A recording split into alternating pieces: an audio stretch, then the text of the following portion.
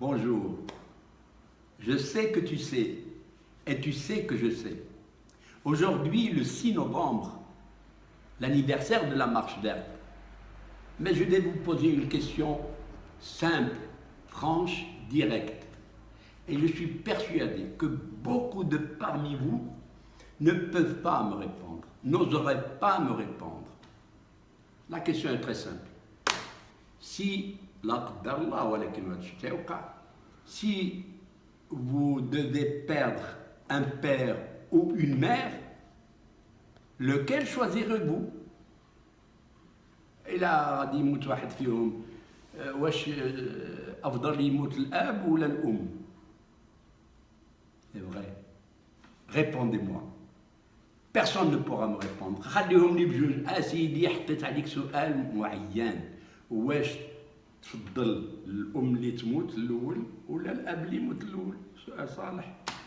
ما حتى مشكل. Alors إلا جينا نهضروا من الناحية الدينية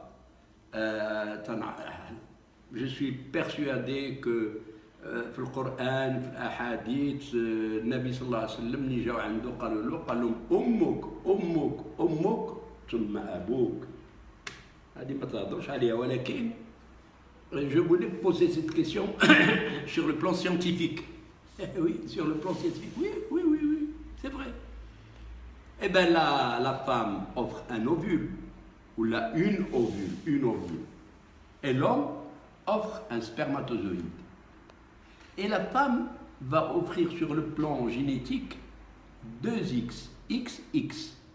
Et l'homme offre soit un X, soit un Y. C'est lui qui conditionne la masculinité. S'il offre à sa femme, en tant que géniteur, le Y, il y aura un garçon. Je ne rentre pas dans les détails encore non. Ou bien tu as un X dans son spermatozoïde, et elle aura XX, donc une fille. Ou bien il va lui donner un Y et elle aura un garçon. Attention les hommes. C'est vous qui donnez la masculinité ou la féminité à votre progéniture. Alors pourquoi on préfère les garçons aux filles? Ça ne colle pas. La mère, interrogez la mère. Eh bien moi je vais l'interroger. La mère, oui, elle accepte tout. Elle a une ovule qui porte XX, donc elle ne commande pas un garçon ou une fille. Les gens La mère, elle est déjà rentrée en complicité avec la progéniture, avec son fœtus, dès le premier jour de la conception. Au deuxième mois de la conception, elle peut avoir une intolérance, elle peut détester tout le monde, elle vomit, elle est mal à l'aise parce qu'il y a un corps étranger dans son ventre. Et il faut qu'elle commence à l'accepter, à le tolérer, chose qui n'est pas valable chez l'homme. Et ce corps étranger va séjourner 9 mois dans son ventre. Et pendant ces 9 mois, elle a appris à le connaître. Elle a appris à vivre avec lui. Elle lui a offert la chaleur, le gîte et les repas à travers le cordon ombilical. Elle est en communion avec lui en permanence. Comment voulez-vous ne pas aimer votre mère? Et mieux que ça, à la naissance, le premier regard, c'est elle. Elle le voit. Elle est, quel qu'il soit, elle tombe follement amoureuse de lui parce qu'il a été chez elle. Et vous ne pouvez pas le refuser. Et mieux que ça, elle va l'allaiter. Elle va lui offrir son lait. Et pendant qu'elle lui offre son lait, il la regarde, elle le regarde. Il la suce, elle accepte. Parfois, il la mord ou elle la mord, elle ne dit rien. Il y a donc, après l'anidation et l'allaitement, il y a une complicité entre la mère et la fille, la mère et le garçon. Elle va lui pardonner tout. Elle va peut-être l'engueuler, mais elle va le traiter par son regard chaleureux, chaud, plein d'amour, plein d'affection.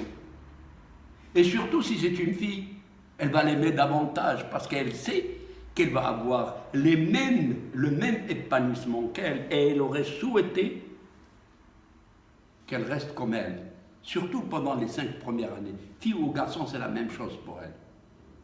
Et puis, petit à petit, ce garçon va se détacher pour aller vers son supposé géniteur.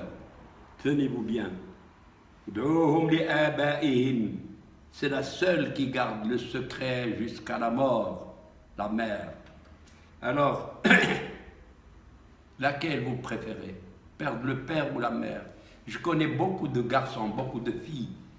Une fois que la mère est morte, le père se marie et il ferme la porte. N'est-ce pas? C'est sérieux ce que je dis.